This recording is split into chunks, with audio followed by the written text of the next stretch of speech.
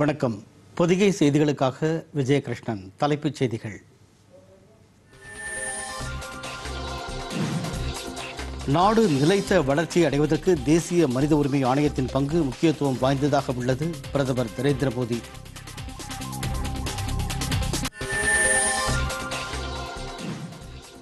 நெடுஞ்சாலை பணிகளுக்கான டெண்டர் ஒதுக்கீட்டில் முதலமைச்சர் எடப்பாடி பழனிசாமி முறைகேட்டில் ஈடுபட்டதாக கூறப்படும் புகாரை சிபிஐ விசாரிக்க சென்னை உயர்நீதிமன்றம் உத்தரவு.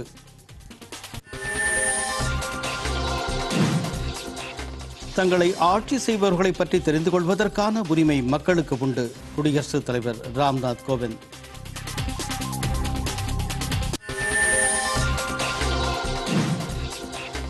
திருச்சி துபாய் இடையிலான ஏர் இந்தியா விமானம் விபத்துக்குள்ளானது குறித்து உயர்மட்ட குழு விசாரணை. மத்திய அமைச்சர் சுரேஷ் பிரபு உத்தரவு.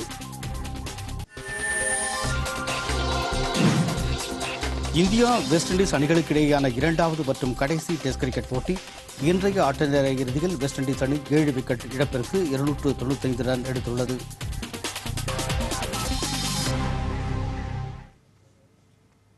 விரிவான செய்திகள். நாடு நிலைத்த வளர்ச்சியை அடைவதற்கு தேசிய மனித உரிமை ஆணையத்தின் பங்கு முக்கியத்துவம் வாய்ந்ததாக உள்ளது என்று பிரதமர் நரேந்திர மோடி கூறியிருக்கிறார். இன்று புதுதில்லியில் தேசிய மனித உரிமை ஆணையத்தின் வெள்ளி விழாவை தொடங்கி வைத்து பேசுகையில் இதனை தெரிவித்தார். மக்களின் உரிமைகளை உறுதி செய்வதன் மூலம் அவர்களின் வாழ்க்கையை மேம்படுத்த அரசு உறுதி பூண்டுள்ளதாக கூறிய அவர், இது தொடர்பாக அரசு பல்வேறு நடவடிக்கைகளை மேற்கொண்டு வருவதாகவும் குறிப்பிட்டார். இஸ்லாமிய பெண்களுக்கான முத்தலாக் தடை சட்டம் தமது அரசின் குறிக்கோள் என்றும் இந்த சட்டத்திற்கு விரைவில் நாடாளுமன்றத்தின் ஒப்புதல் கிடைக்கும் என்றும் நம்பிக்கை தெரிவித்தார்.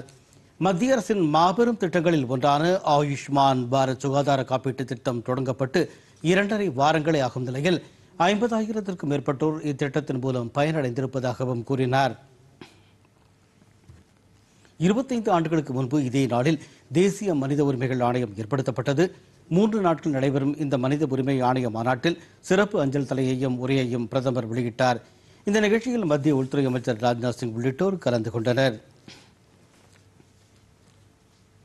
தமிழகத்தில் நெடுஞ்சாலைத்துறையால் மேற்கொள்ளப்படும் சாலை அமைப்பு பணிகளுக்கான டெண்டர் ஒதுக்கீட்டில் முதலமைச்சர் எடப்பாடி பழனிசாமி முறைகேட்டில் ஈடுபட்டதாக கூறப்படும் புகாரை சிபிஐ விசாரிக்க சென்னை உயர்நீதிமன்றம் உத்தரவிட்டுள்ளது. இது தொடர்பாக திமுக அமைப்பு செயலாளர் RS பாரதி தாக்கல் செய்த மனுவை விசாரித்த நீதிபதி ஜெகதீஷ் சந்திரா இந்த புகார் குறித்த ஆவணங்களை தமிழக லஞ்ச ஒழிப்புத்துறை 1 வாரத்திற்குள் சிபிஐயிடம் ஒப்படைக்குமாறு அறிவுறுத்தினார். இந்த புகாரை காவல்துறை கண்காணிப்பாளர் நிலையிலான சிபிஐ அதிகாரி விசாரிக்க வேண்டும் எனவும் ஆரம்பகட்ட விசாரணையை 3 மாதங்களுக்குள் நடத்தி முடிக்க வேண்டும் என்றும் நீதிபதி குறிப்பிட்டார். விசாரணையில் புகாருக்கு முகாந்திரம் இருந்தால் சட்டப்படியான நடவடிக்கைகளை மேற்கொள்ளலாம் என்றும் நீதிபதி குறிப்பிட்டுள்ளார். இந்த விவகாரத்தில் வெளிப்படை தன்மையுடன் விசாரணை நடத்தப்பட வேண்டும் என்பதற்காகவே சிபிஐ விசாரணைக்கு உத்தரவிட்டிருப்பதாகவும் நீதிபதி ஜெகதீஷ் சந்திரா தெரிவித்துள்ளார். சென்னை உயர்நீதிமன்றத்தின் உத்தரவை வரவேற்றுள்ள பாமக நிறுவனர் ராமதாஸ், முதலமைச்சர் எடப்பாடி பழனிசாமி மீதான ஊழல் புகார்கள் குறித்து சிபிஐ விசாரணைக்கு உத்தரவிடப்பட்டதை தொடர்ந்து அவர் உடனடியாக பதவி விலக வேண்டும் என்று வலியுறுத்தியுள்ளார். மத்திய தகவல் ஆணையத்தின் 13வது ஆண்டு மாநாட்டை புதுதில்லியில் குடியரசுத் தலைவர் ராம்நாத் கோவிந்த் இன்று தொடங்கி வைத்தார். இது குறித்த ஒரு செய்தி தொகுப்பு. தகவல் பெறும் உரிமை தனித்துவமாக இல்லாமல் ஜனநாயகத்தின் ஒரு அங்கம் என்று குடியரசுத் தலைவர் ராம்நாத் கோவிந்த் கூறியிருக்கிறார். புதுதில்லியில் மத்திய தகவல் ஆணையத்தின் 13வது ஆண்டு மாநாட்டை இன்று தொடங்கி வைத்து பேசிய அவர், தகவல் பற்றாக்குறையை விட தகவல்கள் மிகுதியாக இருப்பது சிறந்தது என்றார். மக்களுக்கு தங்களை ஆட்சி செய்பவர்களை பற்றி தெரிந்து கொள்வதற்கான உரிமை உண்டு என்று கூறிய அவர், அதேபோல் வரிப்பணம் எவ்வாறு செலவாகிறது என்பதையும் தேசிய வள ஆதாரங்கள் எவ்வாறு பயன்படுத்தப்படுகிறது என்பதை அறிந்து கொள்ளும் உரிமை மக்களுக்கு உள்ளது என்பதையும் வலியுறுத்தினார். சேவைகள் எவ்வாறு வழங்கப்படுகிறது என்பதை மக்கள் அறிந்து கொள்ள வேண்டும் என்று அறிவுறுத்திய அவர், பொதுப்பணி பொதுநலத் திட்டங்கள் எவ்வாறு செயல்படுகிறது என்பது பற்றியும் மக்கள் அறிந்து கொள்வதற்கான அவசியத்தை எடுத்துரைத்தார். தகவல் அறியும் உரிமை என்பது குடிமக்களுக்கும் அந்தந்த மாநிலத்திற்கும் உள்ள சமூக ஒப்பந்தத்தை வளப்படுத்துவதாகும் என்று கூறிய குடியரசுத் தலைவர், இரு பிரிவினருக்கும் பரஸ்பர நம்பிக்கை தேவை என்று எடுத்துரைத்தார். ஊழல் மற்றும் பொருள் விரயங்களை கட்டுப்படுத்த பொது ஆதாரங்கள் பயன்படுவதை உறுதி செய்ய வேண்டும் என்று அறிவுறுத்திய குடியரசுத் தலைவர், கனிம வளங்களின் மின்னணு ஏல முறைகள் இணையதளம் மற்றும் டிஜிட்டல் பொருளாதாரம் மூலம் முன்னெடுத்துச் செல்லப்படுவதாக சுட்டிக்காட்டினார். இதன் மூலம் அரசின் மின்னணு சந்தை உருவாக்கப்பட்டு சரக்கு மற்றும் சேவைகளை கொள்முதல் செய்வதற்கான இணையதளம் ஏற்படுத்தப்பட்டிருப்பதாகவும் அவர் சுட்டிக்காட்டினார். தற்போது 5 லட்சம் தகவல் அதிகாரிகள் பணியில் உள்ளதாகவும் ஆண்டொன்றிற்கு 60 லட்சம் பேர் தகவல் வேண்டி விண்ணப்பிப்பதாகவும் அவர் தெரிவித்தார். RTI is not a standalone. It is part of the larger narrative of strengthening Indian democracy, of ensuring transparency across systems of governance, and of building capacities of the common citizen to enable him or her to take informed decisions and make informed choices. இந்த மாநாட்டில் மத்திய மாநில அரசுகளின் தகவல் ஆணையர்கள் கலந்து கொண்டனர். India இதுவரை கண்டிராத வகையில் வளர்ச்சிப் பாதையை நோக்கி சென்று கொண்டிருப்பதாக குடியரசு துணைத் தலைவர் வெங்கையா நாயுடு தெரிவித்துள்ளார். இந்திய கட்டுமான தொழில்துறையின் முன்னோடியாக கருதப்படும் பொறியாளர் ராமகிருஷ்ணாவின் வாழ்க்கை வரலாற்று நூலை சென்னையில் வெளியிட்டு பேசிய அவர், நாட்டின் வளர்ச்சியில் பங்கேற்க நம்பகமான மற்றும் தரமான மேலும் பல நிறுவனங்கள் தேவைப்படுவதாக கூறினார். உலகம் முழுவதும் பொருளாதார தேக்க நிலை ஏற்பட்ட போதிலும் இந்தியாவில் பொருளாதாரம் வளர்ச்சி அடையும் என உலக வங்கி, சர்வதேச நிதியம், ஆசிய வளர்ச்சி வங்கி போன்ற அமைப்புகள் கணித்துள்ளதையும் அவர் சுட்டிக்காட்டினார். நெருக்கடியான காலகட்டங்களில் L&T நிறுவனத்தின் வளர்ச்சிக்காக அயராது பாடுபட்டவர் ராமகிருஷ்ணா எனவும் வெங்கையா நாயுடு புகழாரம் சூட்டினார். அவரை பற்றிய வாழ்க்கை வரலாற்று புத்தகம் தற்போதைய இளைய தலைமுறை தொழில்நுட்ப வல்லுநர்களுக்கு ஒரு உந்து சக்தியாக அமையும் எனவும் குடியரசு துணைத் தலைவர் தெரிவித்தார்.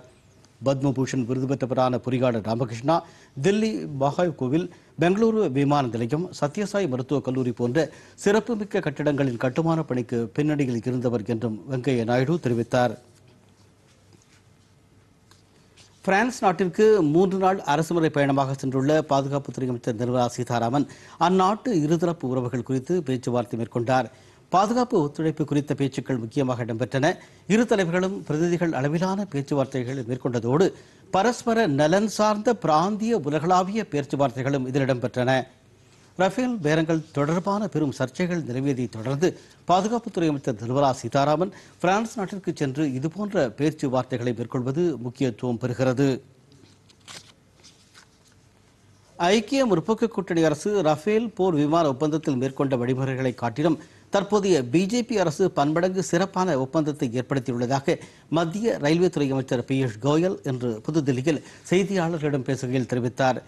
உச்சநீதிமன்றமும் தொழில்நுட்பம் குறித்து தகவல் அளிக்க தேவையில்லை என்று உத்தரவிட்டுள்ள நிலையில் ரஃபேல் போர் விமான ஒப்பந்தம் குறித்து காங்கிரஸ் தலைவர் ராகுல் காந்தி கற்பனையான பொய் பரப்புரைகளை பொதுமக்களிடையே பரப்பி வருவதாக அவர் குற்றம் சாட்டினார். நாட்டின் பாதுகாப்பில் காங்கிரசுக்கு அக்கறை இல்லை என்று கூறிய பியூஷ் கோயல், டிசால் ரிலையன்ஸ் இடையே ஒப்பந்தம் 2012ஆம் ஆண்டிலேயே உருவானது என்றார். காங்கிரஸ் தலைவர் ராகுல் காந்தி பெங்களூரு ஹிந்துஸ்தான் ஏரோநாட்டிக்ஸ் நிறுவனத்தின் தொழிலாளர்களை நாளை சந்திக்கவிருந்த நிலையில் அந்த நிறுவனத்தின் தொழிற்சங்கத்தினர் அவரை சந்திக்க மறுத்துள்ளனர். ரஃபேல் போர் விமான ஒப்பந்தத்தை குறை கூறி வரும் ராகுல் காந்தி அந்த விமானங்களை பராமரிக்கும்படியே ஹிந்துஸ்தான் ஏரோநாட்டிக்ஸ் நிறுவனத்திடம் ஒப்படைக்காதது ஏன் என்று கேள்வி எழுப்பி வருகிறார். இது தொடர்பாக ஹிந்துஸ்தான் ஏரோநாட்டிக்ஸ் நிறுவனத்திற்கு நாளை நேரில் சென்று அந்த ஆலையின் தொழிலாளர்களை சந்திக்க இருப்பதாக ராகுல் காந்தி அறிவித்திருந்தார். இந்நிலையில் ராகுல் காந்தியை சந்திக்க தொழிற்சங்கத்தினர் மறுத்துவிட்டதாக பெங்களூரு மத்திய தொகுதி நாடாளுமன்ற உறுப்பினர் பேசி மோகன் தெரிவித்துள்ளார். தொழிற்சங்கத்தினரின் இந்த முடிவு ராகுல் காந்திக்கு ஒரு பெரும் பின்னடைவு என்றும் நாளை அவர் யாரை சந்திக்கப் போகின்றார் என்று அவர் கேள்வி எழுப்பியுள்ளார். திருச்சி துபாய் இடையிலான ஏர் இந்தியா விமானம் விபத்துக்குள்ளானது குறித்து உயர்மட்ட குழு விசாரணை நடத்த விமான போக்குவரத்து துறை அமைச்சர் சுரேஷ் பிரபு உத்தரவிட்டுள்ளார். திருச்சியிலிருந்து இன்று அதிகாலை 136 பயணிகளுடன் துபாய் புறப்பட்ட ஏர் இந்தியா விமானத்தின் சக்கரங்கள் விமான நிலையத்தின் சுற்றுச்சுவர் மீது மோதின. இந்த விபத்தால் பயணிகளுக்கு எந்தவித அசம்பாவிதமும் நேரிடவில்லை என்ற போதிலும் திருச்சி விமான நிலைய அதிகாரிகள் அளித்த தகவலின் பேரில் அந்த விமானம் மும்பையில் அவசரமாக தரையிறக்கப்பட்டது. இந்த விமானத்தில் பயணம் செய்த விமானிகள் மாற்று விமானம் மூலம் துபாய்க்கு அனுப்பி வைக்கப்பட்டனர். இந்த விபத்து குறித்து விமான போக்குவரத்து துறை அதிகாரிகள் உடனடியாக சம்பவ இடத்திற்கு சென்று விசாரணை நடத்தியிருப்பதாகவும் விமான விபத்து புலனாய்வு அமைப்பை சேர்ந்த அதிகாரிகளும் விசாரணைக்காக அனுப்பப்பட்டுள்ளனர் என்றும் அமைச்சர் சுரேஷ் பிரபு தனது ட்விட்டர் பதிவில் குறிப்பிட்டுள்ளார். ஏர் இந்தியா மற்றும் அதன் துணை நிறுவனங்களில் பாதுகாப்பு தொடர்பான அனைத்து அம்சங்களையும் பரிசீலிக்க துணைக்குழு ஒன்று அமைக்கப்பட்டுள்ளதாகவும் அமைச்சர் சுரேஷ் பிரபு தெரிவித்துள்ளார். சிறிய இடைவேளைக்கு பிறகு செய்திகள் தொடரும்.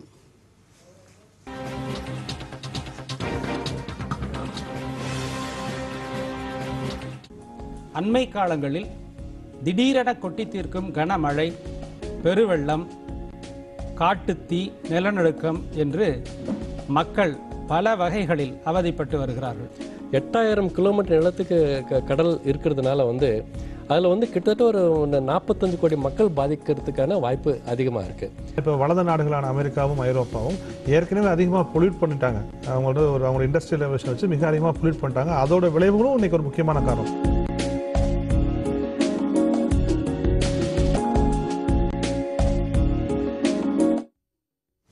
செய்திகள் தொடர்கின்றன. தூய்மை இந்தியா திட்டத்தின் கீழ் தூத்துக்குடி மாநகராட்சியால் குப்பை சேகரிக்கும் இயந்திரங்களின் சேவையை ஆளுநர் பன்வாரிலால் புரோஹித் இன்று தொடங்கி வைத்தார். 1,80,00,000 ரூபாய் மதிப்பீட்டில் வாங்கப்பட்டுள்ள 10 குப்பை சேகரிக்கும் இயந்திரங்கள் தூத்துக்குடி மாநகரம் முழுவதும் பயன்படுத்தப்பட உள்ளதாக அவர் கூறினார். பின்னர் தூத்துக்குடி சிவாந்தாக்குளம் மாநகராட்சி பள்ளியில் செயல்பட்டு வரும் சிறப்பு தேவைகள் கொண்ட மாணவர்கள் பயிலும் வகுப்பு மற்றும் சத்துணவு அறையை பார்வையிட்ட ஆளுநர் அங்கு பயிலும் மாணவர்களிடையே தூய்மையை கடைபிடிக்குமாறு கேட்டுக்கொண்டார். மாணவர்கள் தங்களது பெற்றோர்களிடமும் தூய்மை குறித்து எடுத்துரைப்பதுடன் தங்களது சுற்றுப்புறத்தை தூய்மையாக வைத்திருக்க வேண்டும் என்று வலியுறுத்தினார். மேலும் மாணவர்களுக்கு தூய்மை குறித்த விழிப்புணர்வையும் ஆளுநர் செய்து வைத்தார். தூத்துக்குடி பழைய பேருந்து நிலையத்திற்கு சென்ற ஆளுநர் அங்கு தூய்மை இந்தியா திட்டம் குறித்த விழிப்புணர்வை ஏற்படுத்தும் வகையில் குப்பைகளை அகற்றினார். பேருந்து நிலையத்தில் உள்ள கடைகள் மற்றும் உணவுக் கூடங்களை ஆளுநர் பார்வையிட்டார்.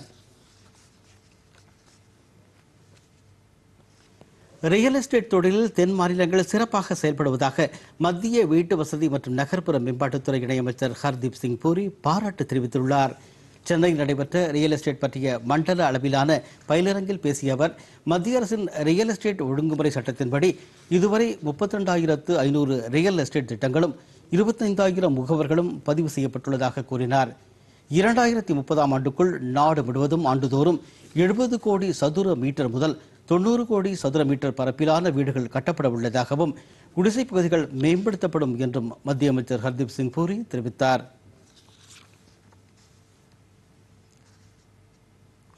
இந்த நிகழ்ச்சியில் பேசிய தமிழக துணை முதலமைச்சர் ஓ பன்னீர்செல்வம் கடந்த 15 மாதங்களுக்கு முன் தொடங்கப்பட்ட ரியல் எஸ்டேட் ஒழுங்குமுறை ஆணையத்தில் மேற்கொள்ளப்பட வேண்டிய சீரமைப்பு நடவடிக்கைகள் பற்றி பரிசீலிக்க இதுபோன்ற பயிலரங்குகள் உதவும் என்றார். ரியல் எஸ்டேட் மற்றும் கட்டுமான தொழில் தமிழக பொருளாதாரத்தில் 30% அளவுக்கு பங்கு வகிப்பதாகவும் துணை முதலமைச்சர் குறிப்பிட்டார். தமிழகத்தில் விவசாய பயன்பாட்டிற்காக இதுவரை 30,385 மின் இணைப்புகள் வழங்கப்பட்டுள்ளதாக மின்துறை அமைச்சர் தங்கமணி தெரிவித்துள்ளார். நாமக்கல் மாவட்டம் திருச்செங்கோட்டில் நடைபெற்ற அறிவியல் கண்காட்சியை பார்வையிட்ட பின் செய்தியாளர்களிடம் பேசிய அவர் ஆண்டுதோறும் 10,000 மின் இணைப்புகள் தட்கல் முறையில் வழங்கப்படும் என்றார். மின்சார வாரியத்தில் காலியாக உள்ள 800 உதவி பொறியாளர் பணியிடங்கள் இன்னும் 2 மாதங்களுக்குள் நிரப்பப்படும் என்று அவர் குறிப்பிட்டார். மேலும் ஒடிசா மாநிலத்தில் ஏற்பட்ட புயல் மழை காரணமாக அங்கிருந்து நிலக்கரி வராததால் தமிழக மின்வாரியத்தின் நிலக்கரி கையிருப்பு குறைந்துள்ளதாக கூறிய அமைச்சர் தமிழகத்தில் மின் பற்றாக்குறை என்பதே கிடையாது என்று தெரிவித்தார். திருவண்ணாமலை தலைமை அஞ்சலகம் சார்பில் மகாத்மா காந்தியின் 150வது பிறந்தநாள் கொண்டாடப்பட்டது. விழாவின் ஒரு பகுதியாக தனியார் மெட்ரிக் பள்ளி ஒன்றில் ஏற்பாடு செய்யப்பட்டிருந்த தபால் தலை சேகரிப்பு கண்காட்சியை மாவட்ட ஆட்சித்தலைவர் கந்தசாமி திறந்து வைத்து பார்வையிட்டார். நிகழ்ச்சியில் உதவி ஆட்சியர் பிரதாப், புதுதில்லி மகாத்மா காந்தி தேசிய அருங்காட்சியக இயக்குநர் அண்ணாமலை, அஞ்சல் அலுவலக கண்காணிப்பாளர் சந்திரசேகர அதான், விஜயலட்சுமி, தபால் தலை சேகரிப்பாளர் சுப்பிரமணி ஆகியோர் கலந்து கொண்டனர்.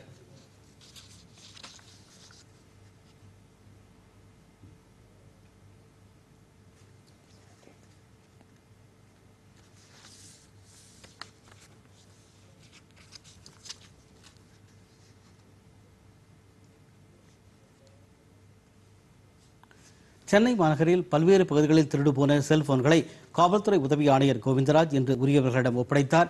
இதுகுறித்து பேசிய அவர் பெரும்பாலான செல்போன்கள் பேருந்தில் பணம் மேற்கொள்வோரிடமிருந்து திருடப்படுவதாக தெரிவித்தார். பேருந்தில் பயணம் செய்யும் பொதுமக்கள் விழிப்புணர்வுடன் இருக்க வேண்டும் என்று கேட்டுக்கொண்ட அவர் இதுவரை கடந்த 6 மாதங்களில் 100க்கும் மேற்பட்டவை கண்டுபிடிக்கப்பட்டு உரியவர்களிடம் ஒப்படைக்கப்பட்டுள்ளதாக தெரிவித்தார்.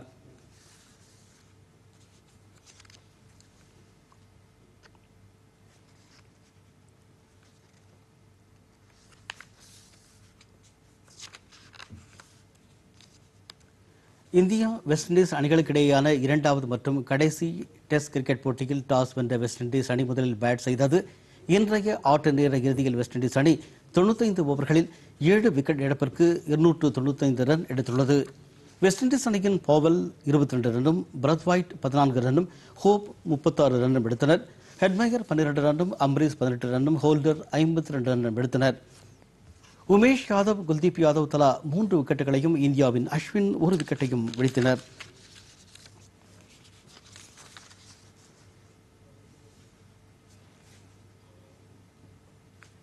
மீண்டும் தலைப்புச் செய்திகள்.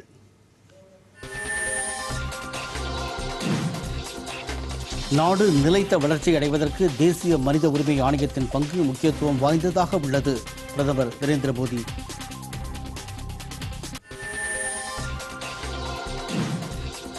நெடுஞ்சாலை பணிகளுக்கான டெண்டர் ஒதுக்கீட்டில் முதலமைச்சர் எடப்பாடி பழனிசாமி முறைகேட்டில் ஈடுபட்டதாக கூறப்படும் புகாரை சிபிஐ விசாரிக்க சென்னை உயர்நீதிமன்றம் உத்தரவு.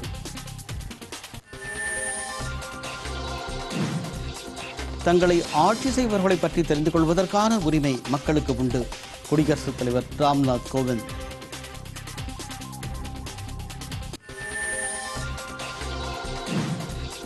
திருச்சி துபாய் இடையிலான ஏர் இந்தியா விமானம் விபத்துக்குள்ளானது குறித்து உயர்மட்ட குழு விசாரணை. மத்திய அமைச்சர் சுரேஷ் பிரபு உத்தரவு.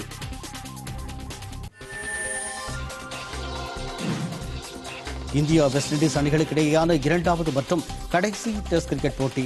இன்றைய ஆட்ட நேர இறுதியில் வெஸ்ட் இண்டீஸ் அணி 7 விக்கெட் இழப்பிற்கு 295 ரன் எடுத்துள்ளது. இந்த செய்தி அறிக்கை இத்துடன் நிறைவு பெறுகின்றது. வணக்கம்.